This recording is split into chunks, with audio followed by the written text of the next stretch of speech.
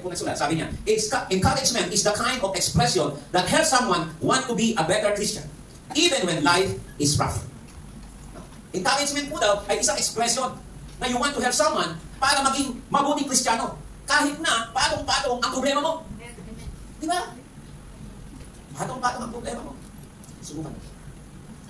May financial problem. Ay, naku, ito na, pastor. Ay, naku, wag mo nang banggitin niya. No. May financial problem. Meron. Genuine. Genuine, ha? Huwag naman yung lalaki sa'yo, mangungutang. Wala, bibili lang ng gusto niya. No. So, may lalaki sa'yo, may financial problem ka, pero may lumakot sa'yo. Tulungan mo. Bakit? Di ba sinabi ng Panginoon, kapag inunan mo ako, lahat ng ito dadagdag ko sa'yo. Pastor, paano ko naman sinasabi mo na tinulungan ko o inunan ko si Kristo sa pagtulong ko dito sa kapatid ko? Sinabi ni Kristo, if you have the list of them, you have me. Kapag ka pinainom mo sila ng tubig, pinainom mo na ako. Kapag ka dinalaw mo ang mga may sakit, dinalaw mo ako. Yun ang magkakasabi niya. No? Di ba? Tatandaan nyo? Di ba? Tinanong sila mga apostles, how did we visit you? How did we help you financially? How did we feed you? How did we give you water? Sabi ni Kristo, ginawa niyo lahat sa akin to. And how did we do that? If you do this thing, to the least of them. Sa mga nangangailangan, ginawa niyo na sa akin. No? Right there. Kaya nga sabi, seek me first. All these things will be added up. No? Galing ng analogy niya. Kaya magbasa kayo ng Bible. To encourage po daw is to inspire another with courage. No? So, paano natin i-define? Paano po natin lalo i-elaborate ang encouragement? Number one, ang sabi po daw, encouragement means in spirit indwelling. Ano pong ibig kong sabihin? Encouragement po daw means spirit existing or residing as an inner activating inside daw po. No? Ganun po daw ang encouragement. It means yung spirit na nasa kanya, i-activate mo. Or, yung spirit, pwedeng mapa sa kanya. No? Spirit indwelling. The Holy Spirit indwelling.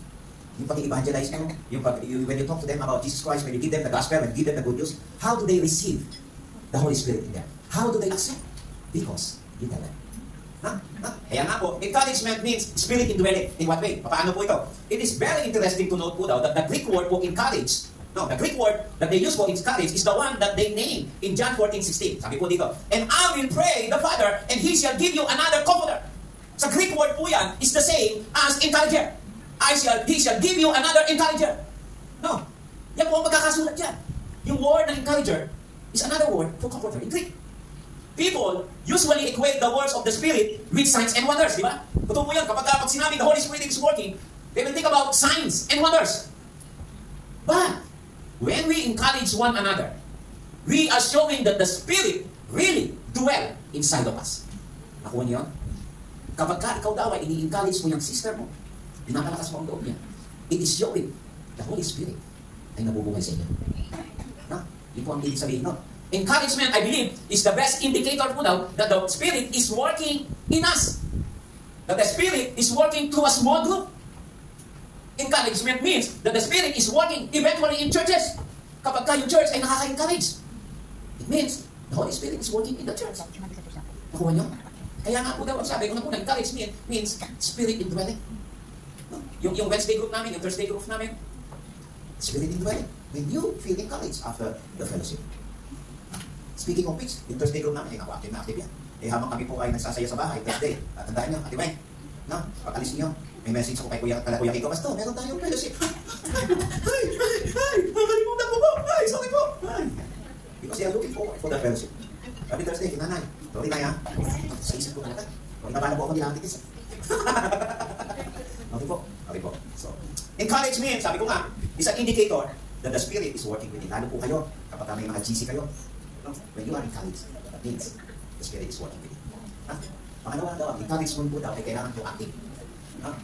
Encouragement is proactive. The word encourage po, nung sinabi po natin, basahin po natin ulit yung ating scripture, Hebrew, 24. Sabi po dyan, let us consider how we may spur. Yan, how we may encourage. Sabi po dyan, no? Alam niyo po yung encourage dyan, it's a present tense. Ibig pong sabihin, it means a habit or a way of life. Kailangan.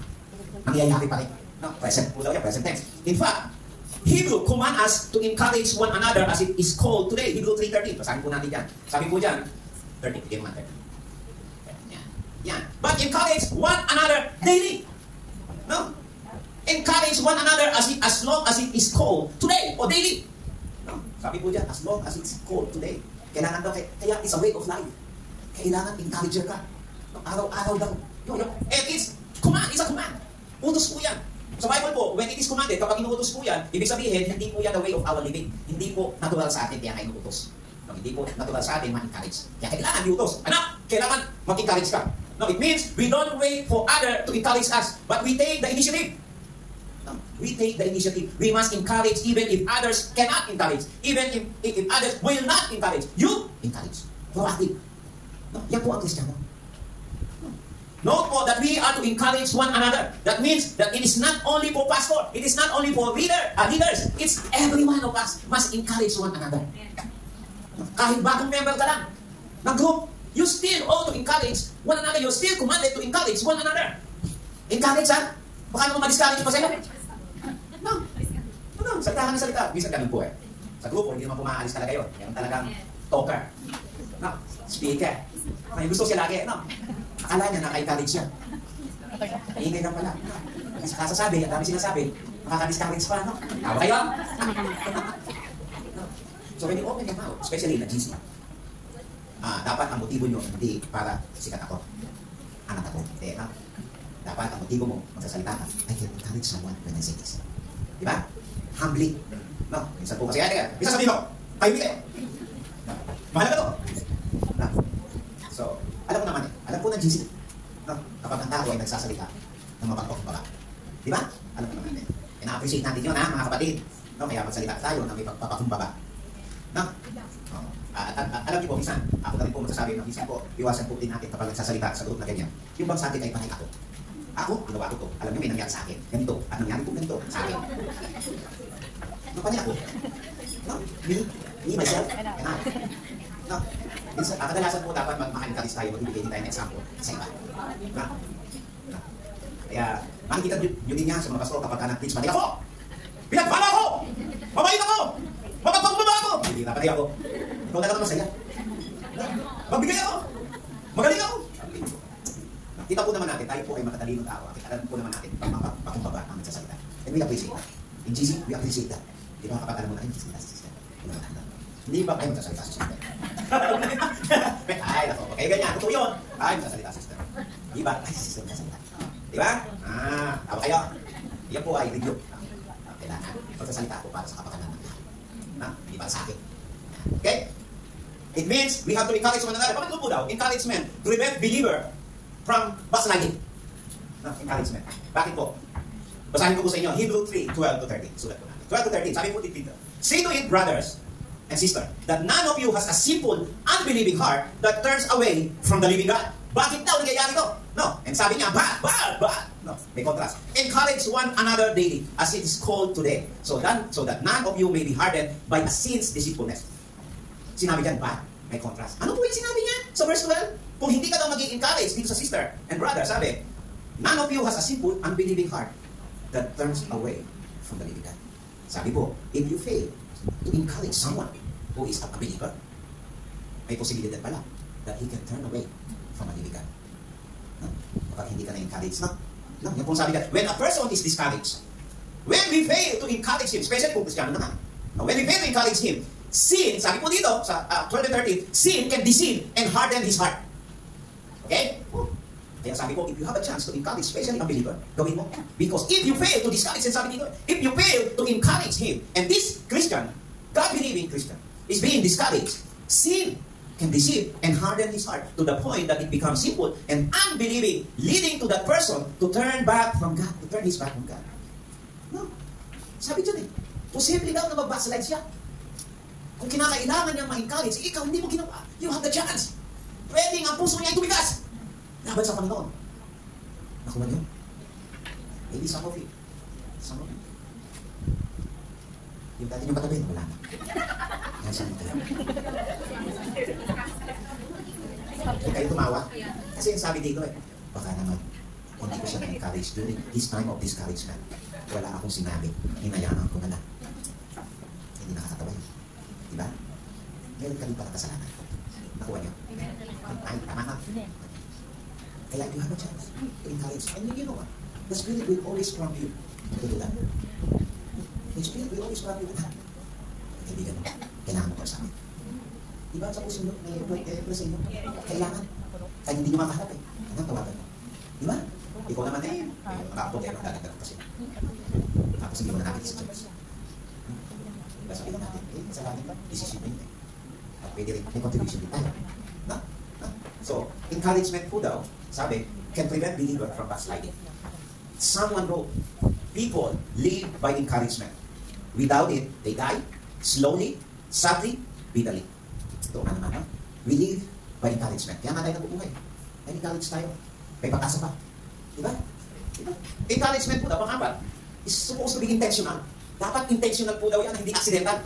Sabi po ng verse 24, balik po natin ng verse 24. Sabi po ng verse 24, let us consider. No? Sa Greek po, ang pagkakasabi diyan, let us observe attentively.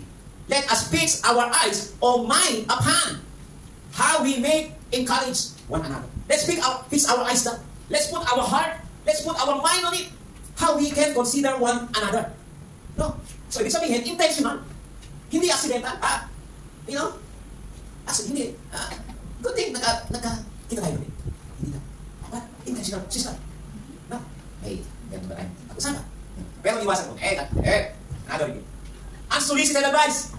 No? Ibang, gusto mo lang magsalita. Sister, may problema ka. Kausapin kita. Unsolicited advice ba? Hindi naman nangihingi, hindi naman kailangan. Hindi ka na advice. Nagkagulo-gulo ka rin. Ay, naku! No? Iwasan po natin yan, ha? Unsolicited advice. So, sabi po dyan, it has to be intentional. No? In short po daw, sabi nga nung sinabi ko kanina, it means to observe attentively, fix one's eyes, fix one's mind upon it. In short, we are to focus encouraging one another. It should never be accidental. It should be intentional.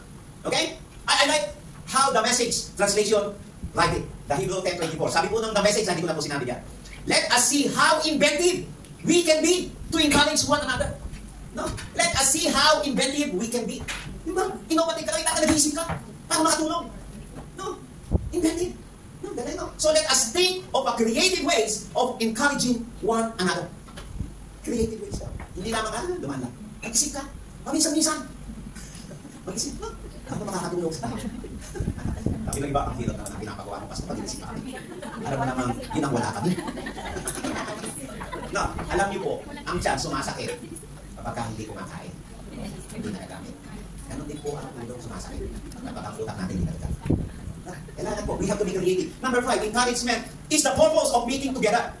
Okay? Yan po ang main purpose of meeting together. To encourage. Sabi po ng verse 25 ulit, not giving up, meeting together as someone are in the habit of doing, but encouraging one another. No. Sabi, and all the more you see the day approaching, sabi po dito, we usually remind this verse, katulad ng pagkakasabi ko kanina, to remind people to be faithful in attending church services. Ito po yun. Itong verse na to. To be faithful. Totoo naman yun. Kaya kadalasan, doon tayo nakapokus.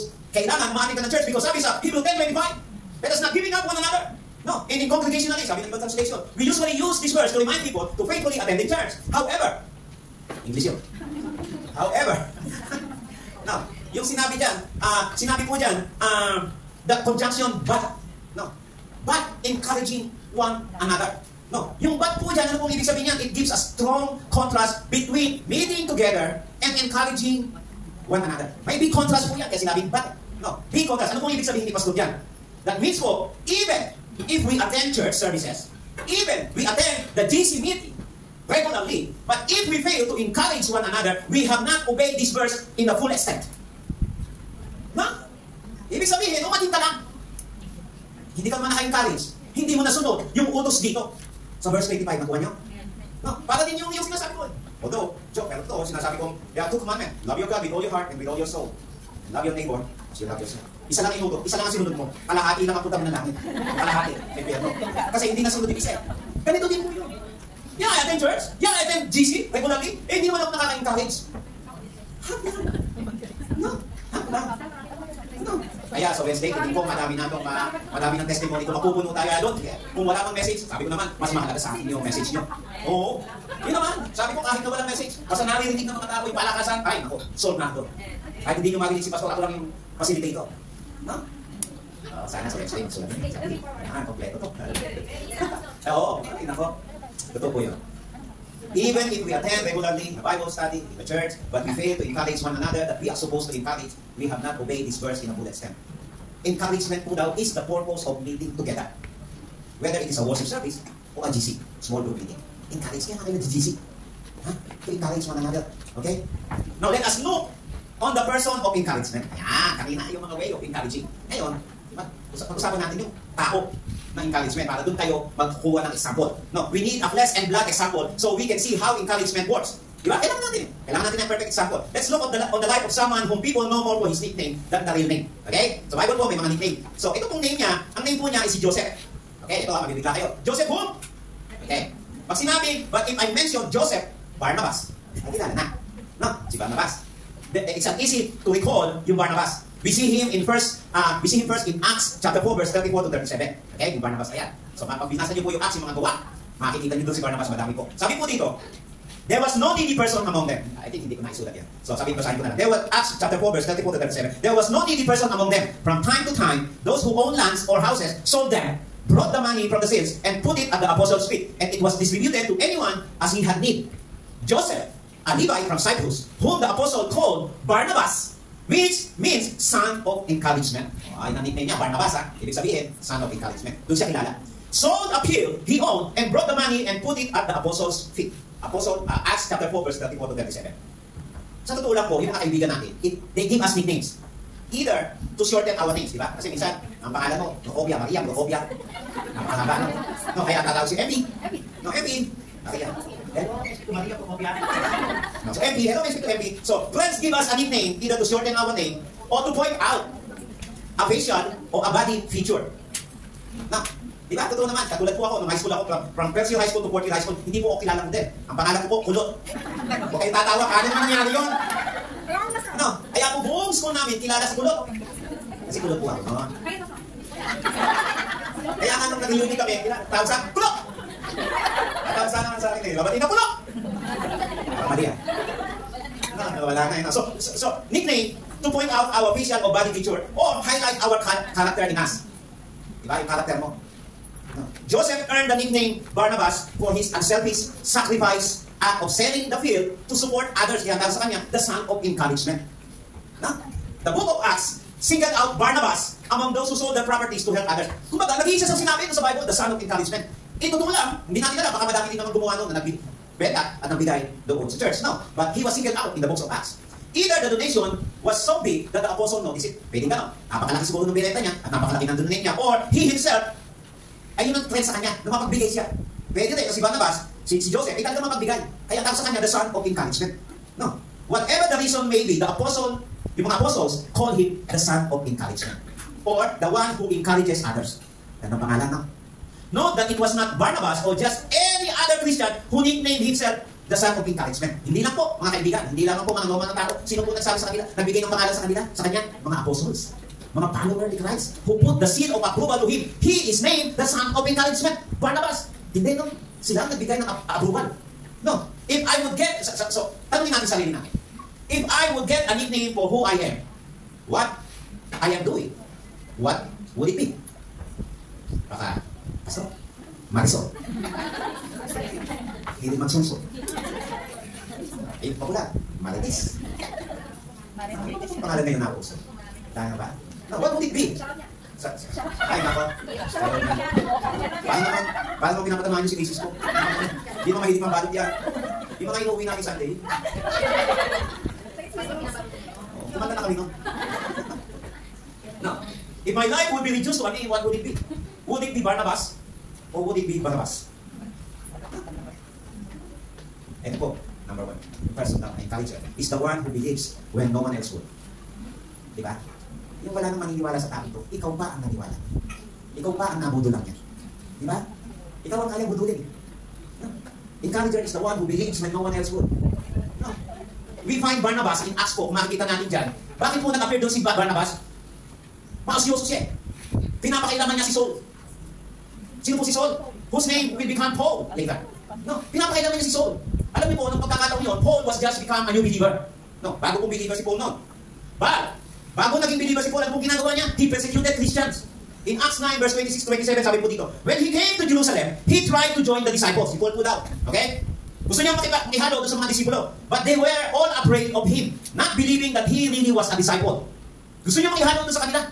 Pero ayaw po ng mga disciple kasi takot. Kasi siya pumapatay dati. Tapos nakikihalo sa amin. So ayaw nila. But, sabi po, ng 27, but Barnabas took him and brought him to the apostles. Walang naniniwala. Mamamatay Kristiyano yan. Ayaw namin sa kanya. But Barnabas took Paul and bring him to the congregation. Barnabas supported Paul when no one else would like to believe him. I wonder what could have happened to Paul if Barnabas did not sponsor him. No? I wonder. Pangalawa, encourager po daw is a better evangelist. Ang encourager po daw is a better evangelist.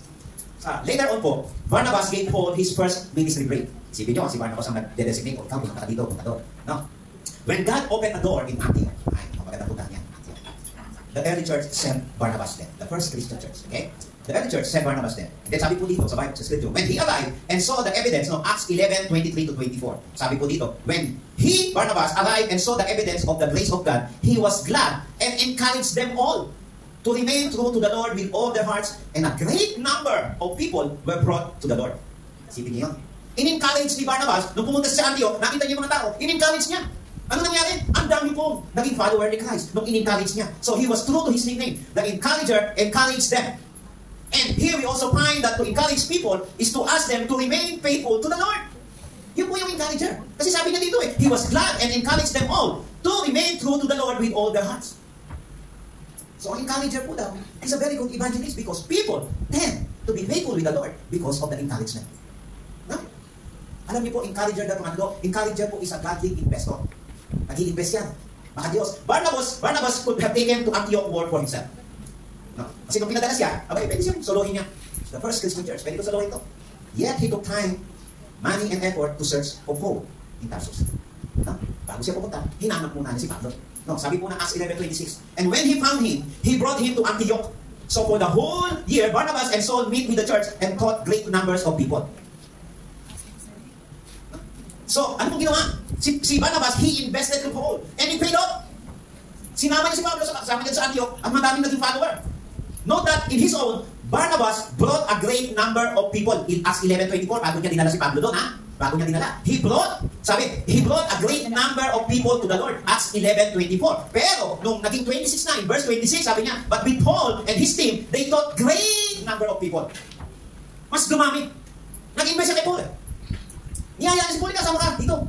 Their ministry was so effective that disciples were called Christian first at Antioch, the first Christian church in Antioch. Kaya madami pong nagpupunta doon ng mga Kristiyano. Kasi gusto nila masaksihan ang unang simbahan ng mga unang Kristiyano sa Antioch.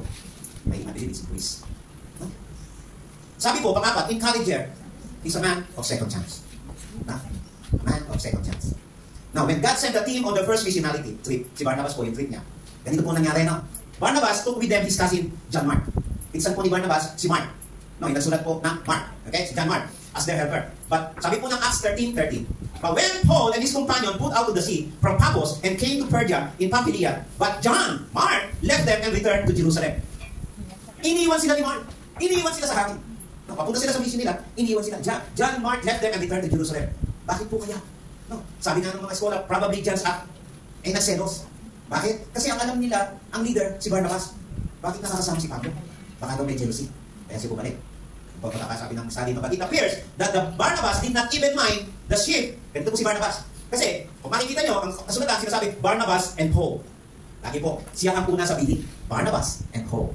Kaya si Barnabas po, he doesn't even mind to make it Paul and Barnabas. Nauna si Pablo. Kaya siguro daw, umalis si Mark. Sometime later, ito po pangyayari, sometime later, Paul wanted to do a follow-up. Again, si Barnabas po, true to his nature of being an encourager, Barnabas wanted to give John Mark a second chance. In Acts 15, verse 26 to 41. He wants John Mark to join them. Kahit na iniwan kami, kahit na deserted kami, ni Mark, I want him here. It seems for an encourager, at tulad ni Barnabas, everyone is entitled to a second chance. Yun ang encourager. No, nagkamali yung tao, pero he deserves a second chance eh. Kaya gusto niya isama si John Mark. Pero, ano nangyari? Acts 15:38. Basta. But Paul did not think it is wise to take him because he had deserted them in Pamphylia and had not continued with them in the work. Ibig kong sabihin, in verse 39, in Acts 15 verse 39, they have a short disagreement and si Pablo po at si Barnabas, they parted ways. Naghiwalay po sila. Okay? Because of Mark, kapinsan niya. And this, mind this was the last time Barnabas' name appeared in Acts. Paghihiwalay nila ni Pablo. Hindi na natin nakita ang pangalan ni Barnabas. Why? Because the focus zoomed in in Paul. From there till the end of the book. No? No, parang hindi kaya. No? No? Sana all. So, Barnabas led a prominent partner and chose to stand by a person that or called as a failure o a quitter. Quitter siya. Deserter siya. Pero, samahan ko pa rin siya. Ayaw mo siya, isama. Okay lang, samahan ko siya. No? Many years later, we see Paul commending John Mark. Binibigyan niya ng papuri si John Mark. Basahin ko ng Colossians 4:10. Si Pablo na to, nagsusulat. Sabi niya, my fellow prisoner, Aristarchus, send you his greeting as does Mark, the cousin of Barnabas. You have received instruction about him. If he comes to you, welcome him. Ito po, sinulat ni Pablo while he was awaiting for execution. Okay? Paul asked Timothy to bring with him John Mark. No, hey, Timothy, pagbalik mo, dali mo naman dito si John Mark. Gusto ko siya makita. No? Gusto ko siya makasama in my last days. And when a person is facing death, he likes to surround himself with a close relative and a dear friends, di ba? Alam niya mamatay na siya, pero hinahanap niya si John Mark. Ibig sabihin po, he become a dear friend to Paul. In Paul own's word po, in 2 Timothy 4:11, sabi po dito ni Pablo, Mark is helpful to me in my ministry. No? So the encouraging effort of Barnabas to Mark paid off. Hindi na sayang.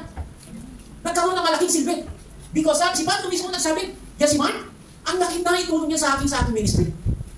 Remember, this is the same Mark na tinawag niyang deserter. Who abandoned us. I don't want, hindi ko siya gusto kasama. Pero si Barnabas nagtyaga, okay, deserter siya, inabandon kayo. Pero sasamahan ko pa rin siya. And at the end of the day, sabi ni Pablo, itong si Mark, na in-encourage ni Barnabas, ang laking naitulong sa ministry ko. Look at that. We owe a lot to Barnabas. We owe Paul to him. And Paul went on to write 13 epistles. 14 if we write Hebrew. Pag isinama natin Hebrew, 14 epistles ang sinulat ni Pablo. And we owe it to Barnabas to encourage him. Hindi lamang yun, we owe Mark to him. And Mark wrote the Gospel of Mark. Isipin niya 15 books in the New Testament. We owe to someone who didn't write, who was not mentioned his name in the Gospels. Diba? We almost owe half of the New Testament to Barnabas even if he did not write a single letter. We need a more encourager like him. Kaya nga, my challenge to you is, would you be a Barnabas to others? Someone said, sabi ko dito, flatter me and I may not believe you. Criticize me and I may not like you. Ignore me and I may not forgive you. Encourage me and I will not forget you. Kaya nga mga kapatid, we need to be in the encouragement business. Kailangan po natin. If you have any message of encouragement to others, speak it. Speak up. No? Huwag po kayong manghihinayang. No? Kung hindi man naging maganda ang resulta, at that instant, okay lang. At the end of the day, makikita niyo ang resulta. No? No. Chuck Swindoll in his book, Growing Deep in Christian Life, tells about a man getting ready to make an around-the-world voyage in a homemade boat. A homemade boat. So, without exception po daw, everyone on the pier na naghatid sa kanya was very pessimistic. Ibig sabihin, negative. Ang mga sinasabi, no? Everyone was telling this guy everything that could possibly go wrong. Sabi, the sun will burn you. Ilang araw ka, ilang buwan kang, around the world, the sun will burn you, definitely. Sabi ng iba, you won't have enough food. Sa haba ng panahon ng paglalakbay mo, you won't have enough food and you will starve to death. Sabi ng iba, your homemade boat will not withstand storms. Hindi kakayanin ng mga bagyo. And you will never make it. There was a man standing nearby. And all this discouraging word and decided to offer some word of encouragement. So, as the little boat, sabi, began pulling away from shore, pakalis na siya, he went on to the end of the pier, itong tao ito, pumunta doon sa may dulo ng pier and began waving both his arms wildly and shouted, sabi niya, "Oh, boys! You're really something! We are with you! We are proud of you! Good luck, brother!" Yun lang ang sinabi niya. Alam niyo po, the story is similar to our lives. In a sense po, all of us, aking na little boat like that, na magsisil. Hindi po natin alam kung ano mangyayari. We don't know what tomorrow holds, di ba? We are in a long journey, not knowing if we are going to make it or not. And as we push out to the sea, there are very, very few people who stand there giving us encouragement. Very few.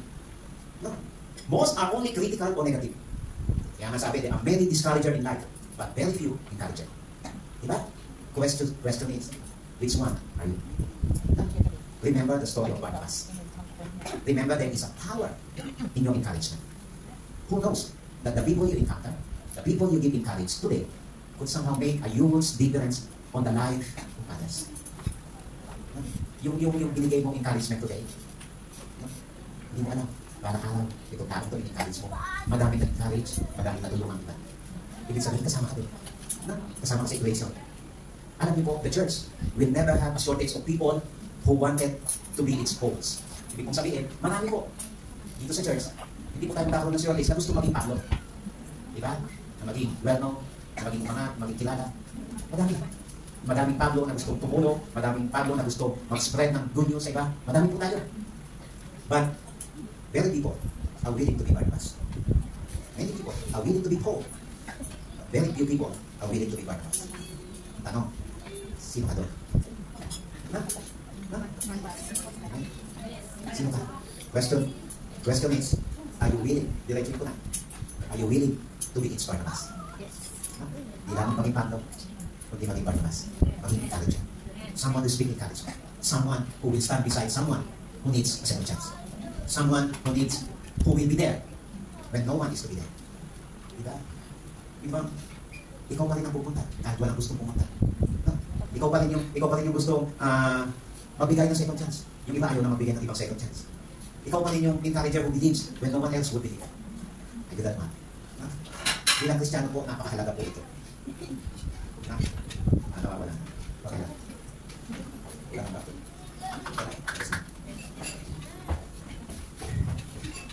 Kaya mga kapatid, no? Sana maraming maging Barnabas. Bilang Kristiyano, napakahalaga po. Napakahalaga po na yung katabi niya, makikita natin next week. Kung magdadagdag pa next week. No? Magsasama ka because they were encouraged by you. No? Hindi po kailangan si pastor na mag-i-encourage, kailangan kayo. No? No? Totoo na? Will you stand up with me?